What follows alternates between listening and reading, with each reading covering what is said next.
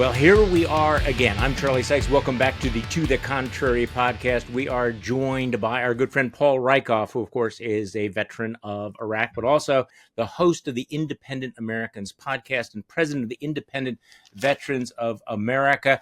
Look, without more prelude here, Paul, you having a feeling of deja vu? We are once again at war in the Middle East. Your thoughts? It would be deja vu, except this is much worse in a lot of reasons.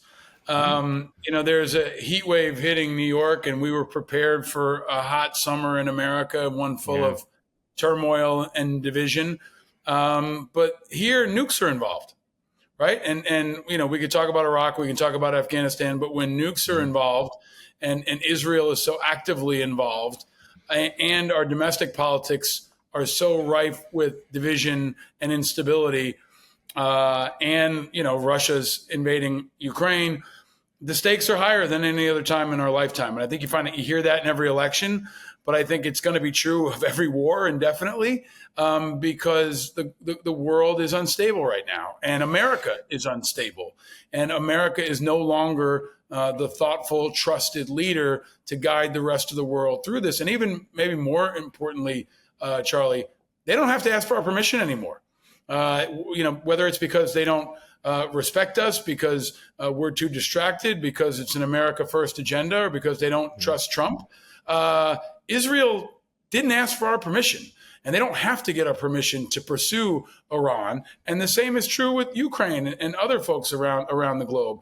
America is no longer calling the shots every day. And sometimes that's, maybe going to be for the better if you've got somebody like Trump calling the shots. But in other times, it's a new normal. It's a new normal, and I think it's a new dangerous normal. And as everybody continues to focus on Iran, I'm always thinking about the homeland, and I'm thinking about the fact that we're a country of soft targets. We're a country that got lulled a little bit because we didn't get hit much after 9/11. And here in New York City, just as an example, we have an election tomorrow. We have, hundreds of thousands of people who are going to stand out in the heat at polling sites. And every one of those polling sites is a soft target. So this is worse. I think it's worse. And I don't say that to be an alarmist. I say that to kind of wake everybody up and shake them and say, this is really, really serious. And it's getting more serious by the hour. Well, let's talk about what happened over the weekend, because I had to write a piece that said I was wrong. Donald Trump did not blink. He gave us a head fake late last week, said I was going to take 2 weeks to make up my mind. Usually with Donald Trump, 2 weeks means never. It wasn't. And he dropped the big ones. The question is, why do you think he did it? Given the fact that he has railed against endless wars, railed against wars in the Middle East, why did he decide to take this massive gamble, actually gambling his presidency and obviously world security and the security of the United States on this bombing? I think in his view, it was an easy win. Now, that may not be true, but the Israelis were already rolling. They were deeply engaged, and he had an opportunity to get America engaged with minimal or no risk to American service members. It was a chance for him and America. Yeah. I mean, it was a chance for him and America to look strong, to flex our military power, to be surgical and precise, and do it at an arm's distance in a way that we've done really for decades now. And I think there's another part of this, Charlie, because there's so much Trump hating, and I'm one of them, right? Like, I think he's a disaster, and I think he's the biggest national security risk we face. But he can still make decisions that are right for America. And this may be one of those cases where it was the right decision to take out what we tried to take out, right? And to do it in a surgical way. But he did do it the wrong way. And there's no backing out of that. He should have gone to Congress for approval. He should have had a conversation with the American people. Congress has, again, failed in their obligation to provide oversight and to provide restraint and to represent the voice of the American people. So we haven't had a formal declaration of war since World War II. And that's not a good normal to have. It's bad for our democracy. It's bad for our troops. It's bad for our standing in the world. So, this may turn out to be a fantastic victory for him, but more likely it's going to go sideways because it's easy to start wars. It's hard to finish them. We now know that American troops are being hit in the Middle East. I would expect that to continue. And I think also really importantly, Charlie, We've been hearing for decades about Iran's sleeper cells. We're going to find out how real they are. If they have the ability to activate across Europe, if they have the See, so ability and we don't know any of those, and we don't know any of those. We don't know what's going to happen with the Strait of Hormuz. We don't know the impact it's going to have on the world economy. So when people say that he made the right decision, I just want to raise my hand and say, okay, but the decision is to set off this entire chain of events. Does anyone think that he understands that chain of events? That he is playing? That he understands what is step two? What is step three? What is going to happen? What are the consequences? American presidents since World War II have made one great miscalculation after another. But here we're talking about Donald Trump. Now, unlike in Iraq, where we went to war based on faulty intelligence about weapons of mass destruction. Number one, we don't know what the intelligence was. No one bothered to even make the case. He rejected the opinion of his own intelligence community, his own DNI. I mean, it's Tulsi Gabbard, fuck that. But he ignored that. We didn't have any congressional debate, any congressional hearings. There was no congressional vote. This was basically one man making this decision, unlimited by any other force. So I guess I have these mixed feelings about it. Number one, Iran's an evil regime. Iran should never have a nuclear weapon. We are better off without them having a nuclear weapon. They have been part of the axis of evil for a very, very long time. The world would be a safer, better place if we had regime change. However, the fact that we are being led into a war by Donald Trump, we do need to underline the fact. Now, there's neocons out there, and I'm not going to name any names, who are saying things like, well, you go to war with the president you have.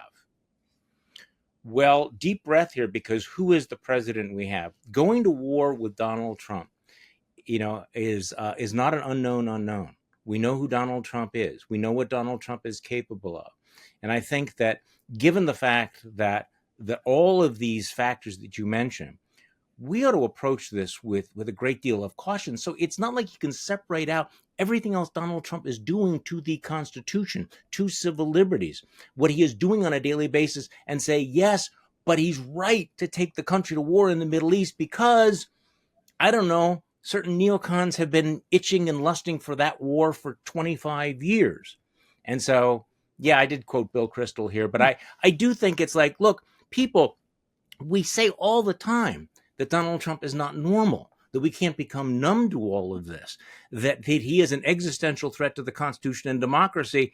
So shouldn't never Trump mean never Trump wars?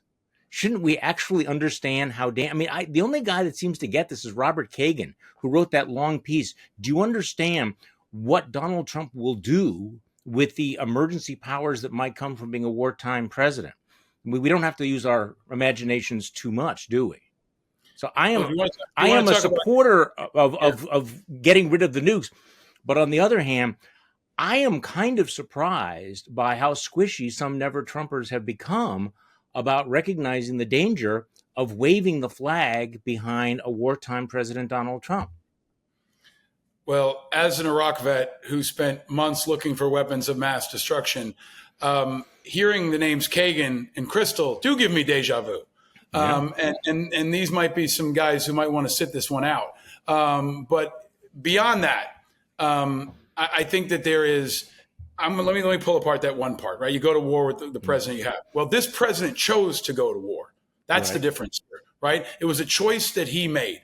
Now, in his mind, as demented as it is, he did a cost benefit analysis and he decided that this was good to go. But that does not. That can't be separated from the fact that no matter how it goes, he fucked it up by not getting the support of the American people, by not supporting getting the support of Congress, by not getting the support of our allies, about not leading in the way that is required to help mitigate possible risks and how this could go sideways. I've been using this quote a lot that I think comes from Ross Perot, of all people. He said, first commit the country, then commit the troops. That is always the right way to do it. And it's the golden rule of American foreign policy. And I think it's important to understand this moment in the context of his escalatory strategy to blow past all of the guardrails that surround our military and our democracy. This is the next step forward after deploying the National Guard in LA without congressional approval. And it's the next step after deploying the active duty in LA and in 3 other states without congressional approval, without a conversation with America, without even so much as press updates, right? And there's no press conferences happening at the Pentagon until yesterday morning at 8 a.m. So when Congress fails in their responsibility, and I would argue the American people have failed in many ways, people aren't protesting, they aren't pushing back on this escalation of military force specifically. In my view, a violation of his authority, and even if it's not ruled illegal, it's not right. You shouldn't deploy American troops in American cities and put them at tremendous risk without getting approval from Congress and a conversation with the American people. So this is building on the backs of all of that. And, the worst case scenario, the most dangerous course of action is, so can he deploy nukes without congressional approval? How far can he go? Right. And I think it's important to undertake that intellectual exercise, because at any point, we can pump the brakes. At any point, we can make him come back and have a conversation with the American people, and most importantly, with Congress. The problem is that he owns all houses of Congress right now, right? Yeah. So you're asking, and that's part of it. Yeah, I mean, he really is without any guardrails whatsoever. So, and this is the reality. This is the unfortunate reality we face, is that he and the Republicans are taking us into deeper and deeper waters, and the Democrats can't stop them.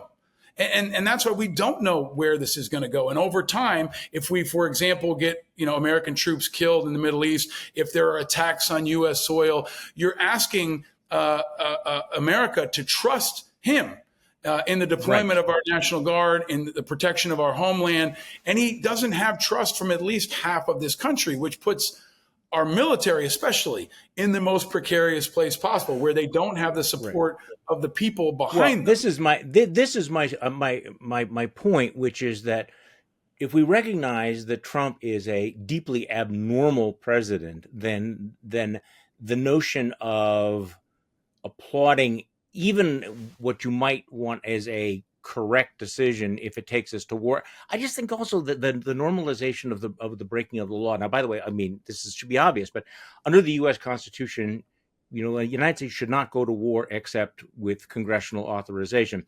Now, obviously, that has been honored in the breach many times since World War II.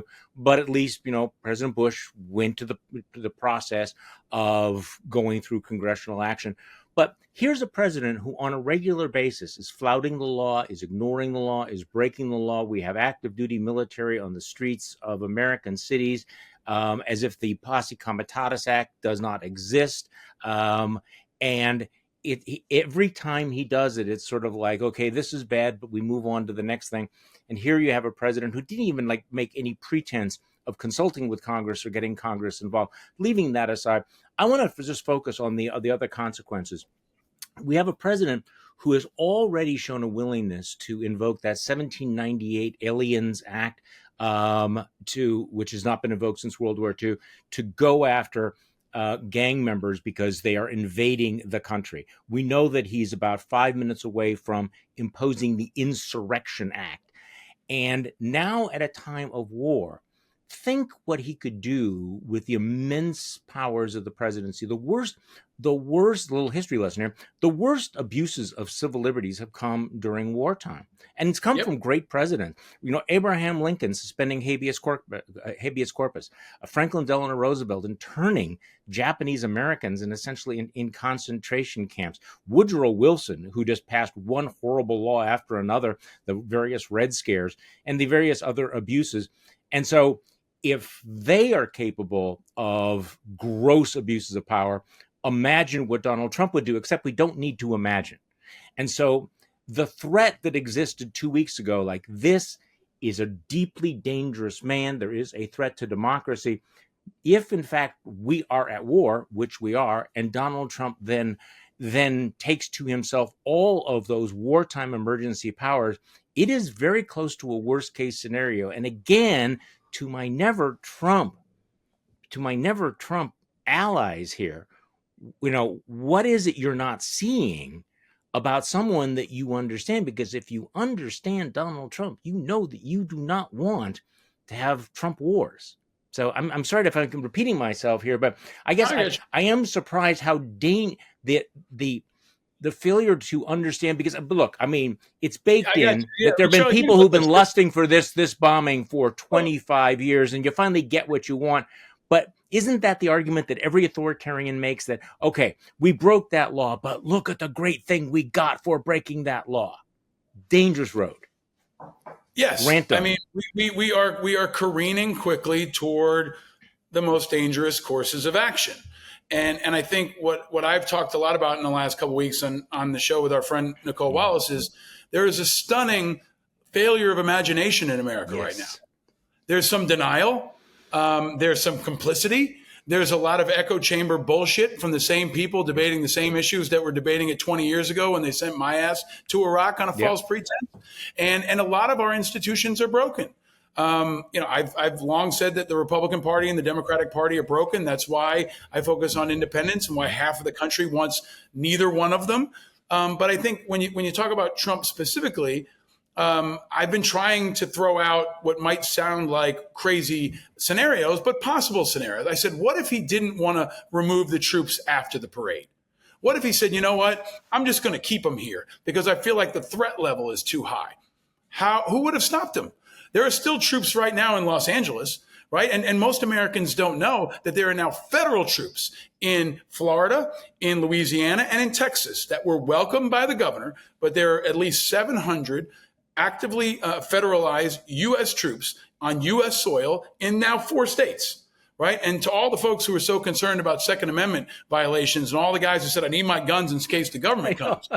This is I what it looks know. like when the government comes, because the Yeah. government's coming and it's in the form of ICE. But I think what we have to continue to do, Charlie, is anticipate the most dangerous courses of action and also flip the table and be our enemies, right? And right now, Putin continues to celebrate the division, the overextension. What I look at is China that's just sitting there and moving naval assets closer to Taiwan, hoping that we punch ourselves out on all these types of engagements and continue to degrade our capacity so they can take Taiwan or they can dominate in a way that might take decades from now, and we're looking in terms of minutes.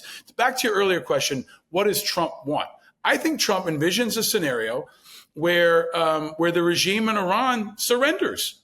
Yeah. Like I think he really One views this easy. as his opportunity to knock them out, to totally remove them. And this great deal where he sits down and he gets, the sword handed to him in a total and complete surrender. He thinks that's possible. But this is what happens when you have commanders in chief who don't understand the costs of war and who are not held accountable and think that war is easy.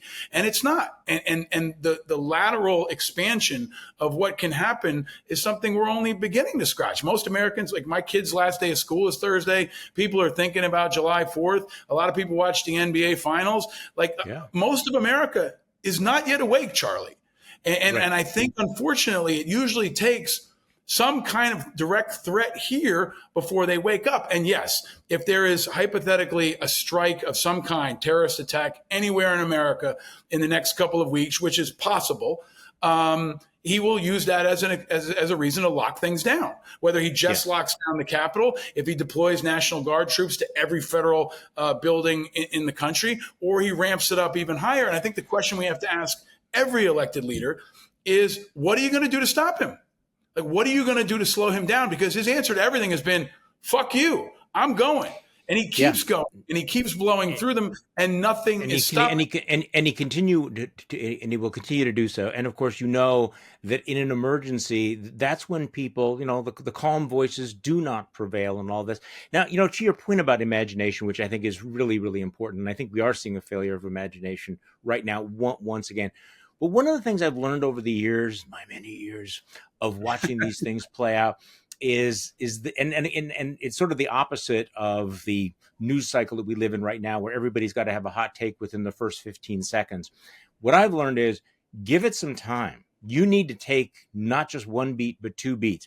How is it working out? How is X working out? Well, ask me next week or next month, because these things have a long tail. Remember, the withdrawal from Afghanistan looked like it was going well until it didn't. The war in Iraq, looked like it was mission accomplished until it wasn't. Yeah. Afghanistan looked like a quick victory until, well, how many decades later? These things are very, very, very unpredictable. And so, in terms of how this plays out, we don't know. The thing about what Donald Trump is, what Donald Trump wants, you're absolutely right. He wants the complete and unconditional surrender. He thinks in terms of it being a television show, though, and I'm not being completely snarky about that, because No, there's that's a right. report in the New York Times where he was watching Fox News and was really impressed with the way the Israeli strikes were playing on Fox News, and sort of thought, I want to be the executive producer of that show. Well, as you know, it is not a television show. It's not something that's going to be over in any short period of time. But the other big question I have about Donald Trump is, he makes the decision. Who is Donald Trump listening to? Who are the adults in the room? What is the clearly you had some military planners who did a magnificent job in executing the plan. But who are the people who are influencing him? Is it Fox News host? Is it Pete Hegseth, who seems to be somewhat isolated? What do you think? I mean, what is this Yeah, team I mean, around him? I think it's a How much do we dangerous game. trust them? I think it's a dangerous game to try to understand his thought process and how he reaches decisions. But what we do know is there are a lot of inputs, right? And it's everything from Steve Bannon to the new chairman of the Joint Chiefs of Staff, General Kane, to Fox News, to Laura Loomer, to J.D. Vance, to his wife. Who knows, right? Like, we really don't know. And I think what we have to do is ask him that. Right? He has to be held accountable. We have to understand his thought process. He has to make the case for the cost benefit analysis. He has to explain, and this is really, really important because we're already in this, like, who's winning? What's the score? I was watching a cable news channel talking about, like, are we winning? You don't know until 20 years. You don't know. Well, exactly. And really importantly right now, there are real human beings right now that might be getting killed. American human beings, Iranian human beings, Israeli human beings. And that gets lost in all this because it's not a TV show. And it becomes very real when Americans are killed and caskets start coming home. And that can happen with one rocket attack. It's already happened because there have been Houthi attacks. There have been missile attacks on American bases. And that is an important part of this that most Americans didn't know. They didn't know how regularly our bases in Syria and Iraq were being hit with missiles and attempted to be hit by missiles. And that's an important part of this. But I'm going to do a really hard thing. I'm going to ask people to try to remember the humanity. And remember, there's two groups of people watching this right now, right? You've got people who are watching it like it's a television show. And then you've got moms and dads watching this whose kids are over there right now. When I deployed to Iraq, my mother sold her TV. She didn't want to watch it, right? And my dad watched everything, right? And they, every time they saw a rocket, they were saying, is that my kid? And I think we have to try to bring it back down to that, because what's happened also since really 9/11 and especially since Vietnam is it's become a professionalized military where there is very little cost for most Americans. And that is very dangerous. Yes. We have not talked enough about how the professional military without a draft is really great for our military, but really bad for our democracy. Because not only is it easy for the president to circumvent Congress, it's easy for him to send other people's kids to war. If everybody watching right now and everybody watching television had kids in uniform, this would be a very different equation. I know I'm asking for a hard thing, but imagine every conversation and every discussion you have in that context. If it's your kid over there, your firstborn is right now in Qatar or in a B-2 or potentially in the 82nd Airborne or in the LA National Guard and is stuck between ICE people, ICE agents and protesters. That social accountability is lost. And it's something that I and other, military and veterans, students, and we kind of we've become translators. We're thought leaders in this space. We've been ringing this alarm since after 9/11, because that's when the real fuck up happened, in my view, Charlie. When George Bush said, okay, we're going to go to war, but our military is going to go to war and you're going to go shopping. That set another new normal that is really manifesting itself right now in dangerous ways that create no accountability. And that's a real problem for all of us, because this can go sideways. Hopefully, it'll be over and the Iranians will punch themselves out and they'll have limited resources, and the Israelis will continue to rock them as they have been. But the reality is that, war is not predictable, and it often goes in directions that you can't anticipate. And that's when you need trust in your leaders, and you need transparency, and you need cohesion. And maybe I'll bring it all back to this. Charlie, if we could have predicted like this last 6 months and told Osama bin Laden, hey, man, here's what's going to happen in America. This would be a dream for him to have Yeah. Americans fighting in the streets, to have our allies not trust us, to have all this fraying and ripping of the continuity and the unity of America. This has our enemies celebrating. And that's something I would urge people to think about indefinitely. You made so many interesting points there, and I was thinking as you were talking about that moment at which we go to war, but everybody else goes shopping, that there is really a dividing line in American history. You look back at World War II, and in World War II, America was at war. All Americans were at war. I wasn't alive. They all participated. Every single community, every single family. The country was at war. In Vietnam, it became much less so, but we had a draft. So we had a lot of people who were taken from different walks of life. But that has changed, this professionalization of the Army, which in many ways is very, very positive. It has separated the military from daily life or from some of our classes and some communities. In fact, many years ago, I interviewed a guy who wrote a book. I'm trying to remember what his name was. He wrote a book about his son being a Marine, and he comes from an upper middle class academic background, and he was describing how literally no one he knew or hung around with knew anyone in the military, and they thought it was the strangest, most bizarre thing. It was like an alien thing that anybody would choose to go into the military.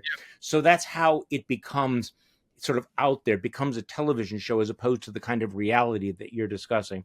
Okay, so a couple of other things that are puzzling to me about all of this, that so Iran has been absolutely pummeled so far.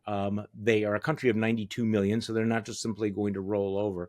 But in theory, they have allies. In theory, China is an ally. In theory, Russia is an ally. They are clearly watching everything that's happening very, very closely. But they turned out to be pretty shitty allies so far. Am I missing something? But I don't know. I haven't noticed Vladimir Putin coming to Iran's aid in any way. The Chinese seem to be kind of elsewhere. What's going on there? Why are they? You know. I think this is really, really, really important, Charlie, because here's what I'm going to encourage everyone to consider: battlefield patience. We are wondering, why has Russia not jumped in? This happened 2 days ago. Yeah. Why has Right. China not? China plans in centuries, right? Mm. And Hmm. we're in a 20, in a 1 minute news cycle right now, right? And this is in many ways the weakness of America right now, is that we are so reactive and we are so minute to minute. In the meantime, I would argue, Putin has always been patient. Putin knows that over time Americans will get sick of war. He's hoping Hmm. we quit on Ukraine. The Chinese are hoping we continue to wear ourselves out, because right now there's no cost for them. They can sit this one out. Why put more Chinese resources into Iran? It looks like a bad bet. So their best strategic decision right now, I use China as the best example. Just wait. Just wait. Watch them all punch each other out, right? And continue to make investments in Africa. Continue to work on your economy. Continue to move the pieces on the chessboard that nobody seems to be paying attention to, right? Continue to spook your neighbors, right, in the region, as Japan and others definitely know what's happening.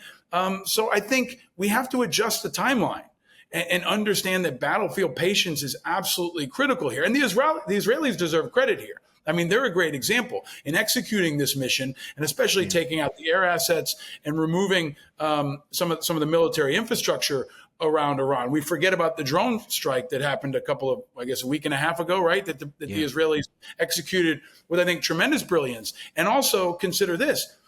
I think what Israel did in the last few weeks is what they should have done after October 7th. And I actually wrote a piece about it at the time. I said, Israel, I know you're wounded. I know you're hurt. Learn from our mistakes. Right? Don't go invade the wrong country. Don't get stuck in a quagmire. Use your moral high ground, because it's going to get squandered quickly. Use it to be strategic and thoughtful, and figure out, if you're going to hit somebody, hit the right target and make it count, and don't get sucked into something else. Israel got sucked into Gaza for, years, right? And now this action, if you just imagine an alternative reality where on October 8th or October 17th, they did this instead of that. Right. And they were surgical and strategic and patient and had the world behind them, which they did at the time. And that was squandered. Moment, yeah. I think it would be a very, very different reality. But for us, even if the president won't do it, even if our Congress won't do it. I ask everybody watching to try to just exercise some strategic patience. When I was in Fort Benning training to be an infantry officer, they would teach you about ambushes. And for example, they'd have somebody throw a smoke grenade across the street, and you throw the smoke grenade, and some people run out immediately and get killed because they didn't wait for the smoke to bellow. And they teach you a really important lesson. They say, wait, let the smoke get thicker. Let it take its time. Have some battlefield patience, then move across the street. That's how we, as all Americans, have to try to approach all of these situations with some battlefield patience, considering your own skin in the game, and think about what's best for our kids. I know that people say it all the time, but what's best for our kids? That should drive this in the midst of all of the 30-second tweets and everything else. No, these are great points. And to the question of what Israel should have done after October 7th, I heard an analysis last night, or I read an analysis last night that answered the question, or tried to address the question, why now? Why go after Iran now? And the explanation was because they could, because of the unique circumstances. So after October 7th, they're ready. Here's a really good answer. Maybe because they're ready now. Maybe it took this long to be ready, right? Well, right. And this is part of the answer is that, okay, so they've taken out Hamas. Remember when the Israelis blew up all the leaders of Hezbollah with the pagers, the blowing up pagers? So they decapitate Hezbollah. There's Syrian regime change, which has essentially opened up a super highway between Israel and Iran. They don't have to worry about crossing Syrian airspace. So there is this unique moment that we have right now that they had to prepare. But again, there are so many things that are going to happen. Charlie, again, can I make a point? That I don't think that I haven't heard made much. I hear this in the military community, especially from my friends who are in Ukraine. My friends who are in Ukraine are saying, aren't you glad we learned all those lessons from Ukraine? Aren't you glad now that we got to test Patriot missile batteries and shooting down missiles in Ukraine? Aren't you glad now that we learned about drone defenses around civilian areas? Because I've long said that one of the best value adds for America is we get to test all our stuff. And we get to learn from them in a real world environment for years now. American missile systems, American weapon system strategy. Right now, the biggest threat to our homeland, in my view, is a drone attack, right? All you got to do is roll a truck up into Times Square and let 100 drones go, and it looks like a horror movie. And you don't have to imagine it because it happens in Ukraine. It's happening now in Israel. It's happening in other places. So I would remind everybody that this is why we've been saying that investing in Ukraine is so important, because we could test it over there before we needed to use it here. Well, I mean, the contrast between what we're willing to do for Israel and what we're willing to do for Ukraine is pretty stark. But, the fact that we have dropped these Buster bunker bombs, which I believe that's the first time we've used them in warfare, the 30,000-pound bombs. The fact that we used them in Iran, but we never bombed North Korea. We would never use them in Ukraine. Look, the lessons of the world are right. I mean, the lessons of the rest of the world is, if you don't have nukes, you are at the mercy of the superpowers. The only reason that Donald Trump is not going to go into North Korea, that he won't do it against China, he wouldn't go up against China in Taiwan, he's not going to go up against Russia in Ukraine, is because these are nuclear powers. I think we, in one case after another, have really have incentivized every country in the world that maybe has been on the bubble that they have to become a nuclear power. I worry very much about nuclear proliferation. What about you? Yeah, that's the whole ball game. I mean, I've had lots of folks on my show. Joe Saracione has been on every couple of months. Smart we guy. Talk about it, and I always remind people. I brought this point up when we were electing a president. I brought this point up when we were reviewing Hegseth as a SecDef. These are the people in charge of your nukes. That's the ultimate consideration you should have. Do you trust these people with your nukes? Do you trust these people with your kids? Because they're one and the same in many regards right now, right?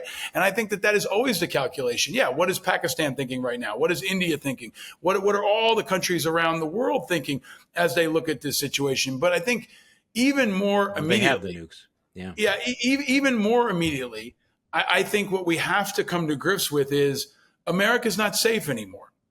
And we're lucky that it was so safe after 9/11. When I deployed to Iraq, I told my family back home, I'm more worried about you in New York City than I am about me in Iraq.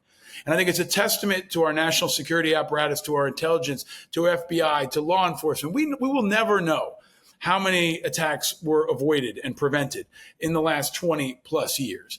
But we've got a new normal now where the FBI has been hollowed out. The Justice Department has been hollowed out. Recruiting in many places has been narrowed. Many of our federal agencies have been totally disrupted. And you know what? We need them to watch our ass this summer at the Yankee game and on July 4th and in every time Americans gather. So I think that there's kind of a wake up call that some of the world has been rooting for. Like, island America may not be sustainable. I hope it is, and I'm rooting for that. But I think a more reasonable reality is that the domestic political violence that we've seen, which some have started to normalize, is increasing and can become a dangerous new normal. And more creative and innovative attacks on U.S. soil could be a new normal that we've got to confront. And I don't think, most of all, Charlie, I keep coming back to this, Congress is not having a discussion right now about how to protect America.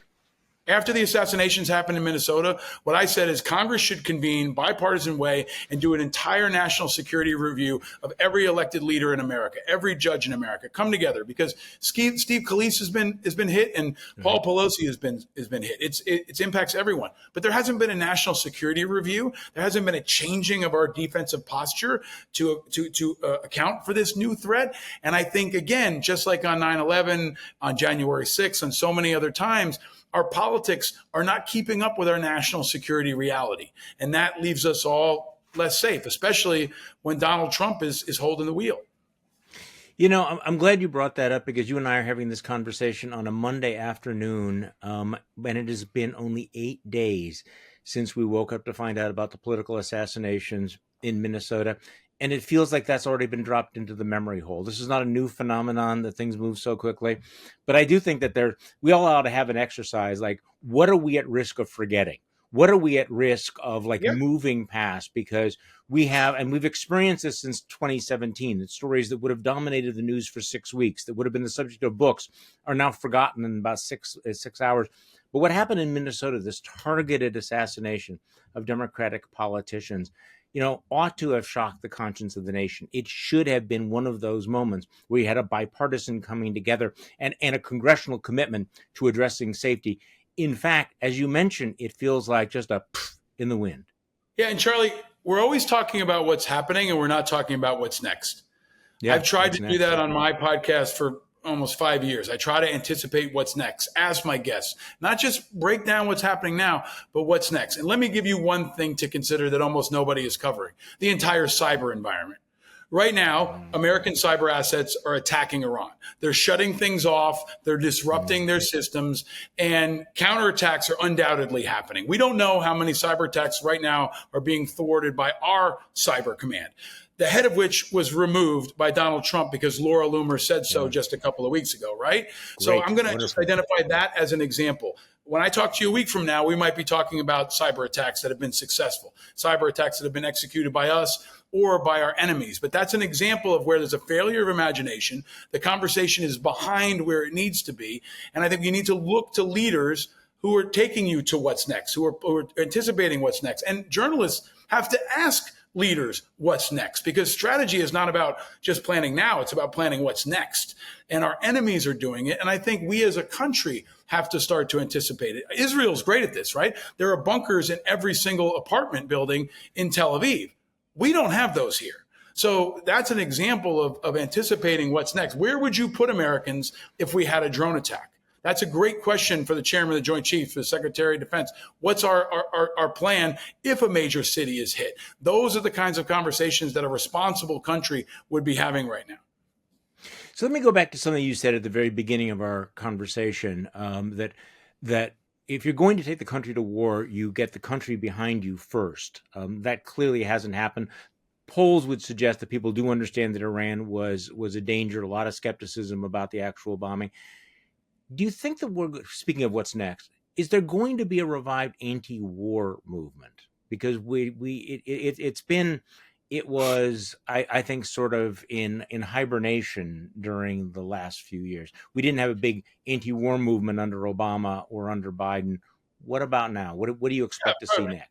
For all the reasons we talked about earlier. I mean, it's not people's sons and daughters. If you instituted a draft tomorrow, you'd see an instant anti-war movement. And that's been, a calculation on the part of now, generations of American politicians, because you can take the country to war without taking the country's people to war. And that is a very, dangerous new normal that we're living in right now. But I think, when we try to unpack this, Charlie, I think it's really important to ask yourselves and ask other people, who do you know right now that's impacted by this? Like, ask yourself it's kind of like, asking like white people how they feel about racism, and they all bring up like their one black friend, right?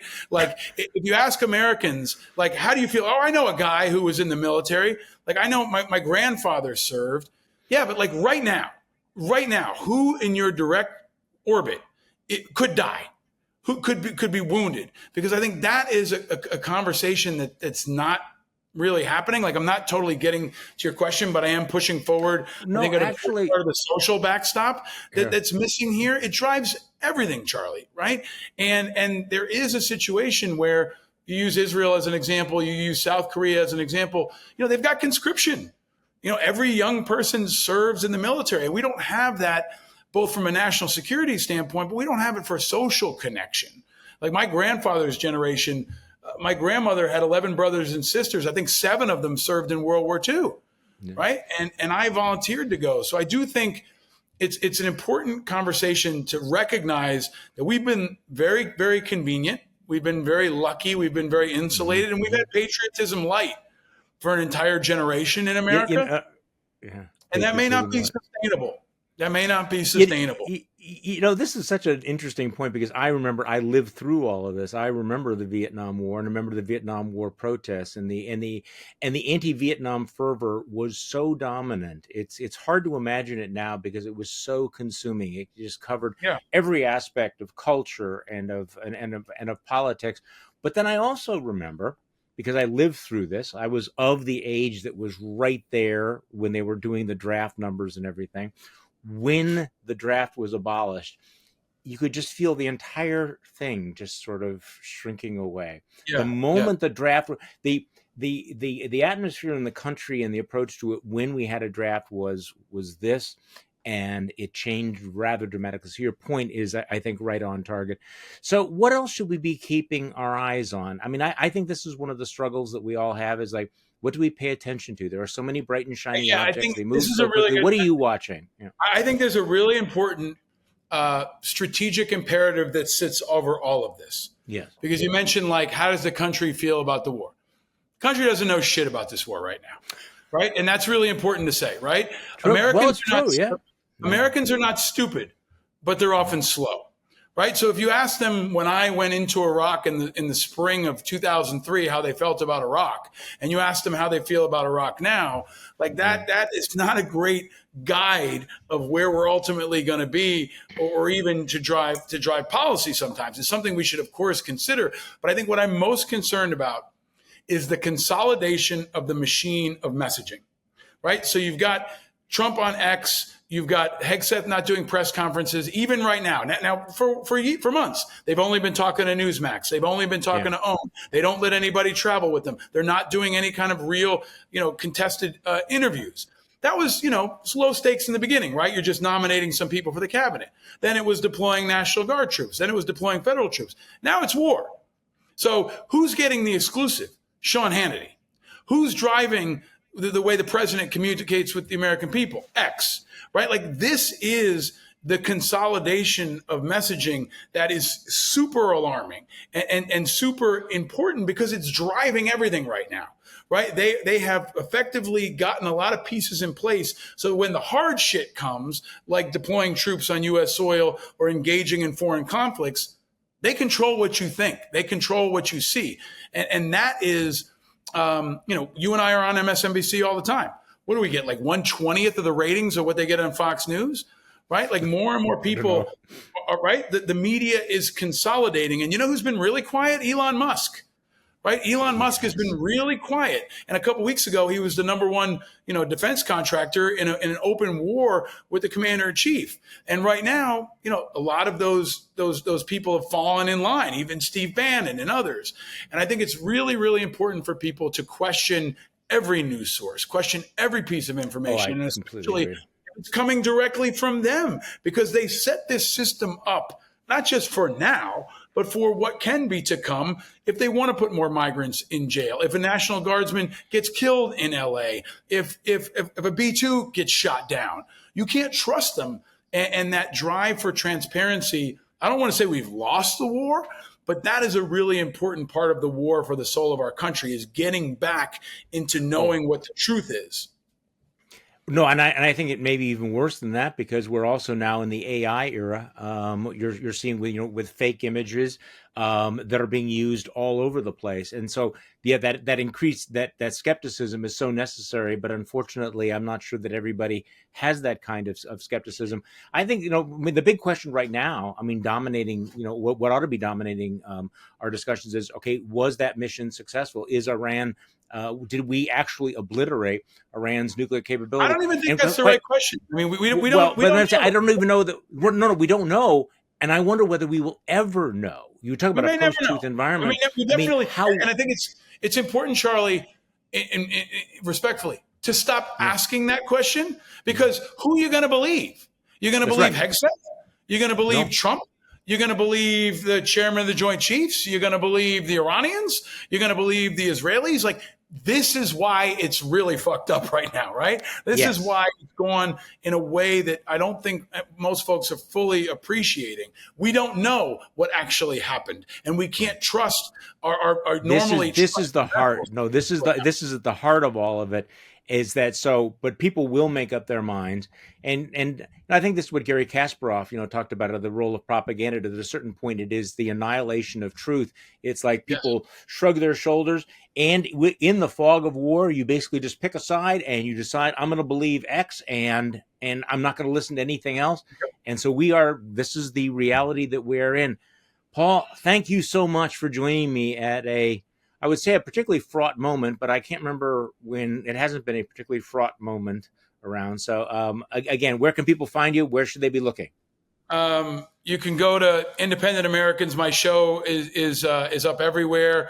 It's free. It's on YouTube. I have a conversation with Sebastian Younger, the great Mm, author of Tribe and The Perfect Storm, and we talk about the crisis and isolation facing men in America right now, which really is important in understanding the Hegseth phenomenon and how Trump has kind of owned this manosphere, and it falls into our national security. And I've talked to folks like Gary Kasparov and others.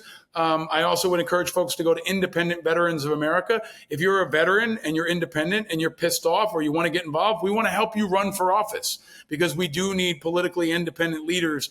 I think we're going to have half a dozen running for Senate. We might have half a dozen running for governor, all the way down to school board. So if you've been laid off by Doge and Elon Musk, or you feel like now is the time to come in off the sidelines, we want to do that. And I want to say one last thing, Charlie. Every sure. one of us has an opportunity to add light to contrast to heat, to bring the temperature down, to be kind to each other and look out for each other.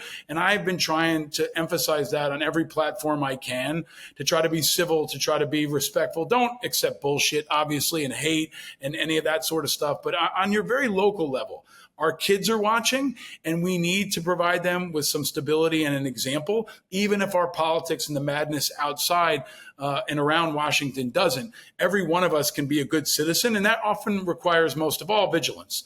Vigilance is the price of freedom, and we've all got to be vigilant. So I end every one of my shows, Charlie, with stay vigilant, and I would encourage everyone to stay kind if you can and be a helper, like Mr. Rogers said, but also to stay vigilant now more than ever.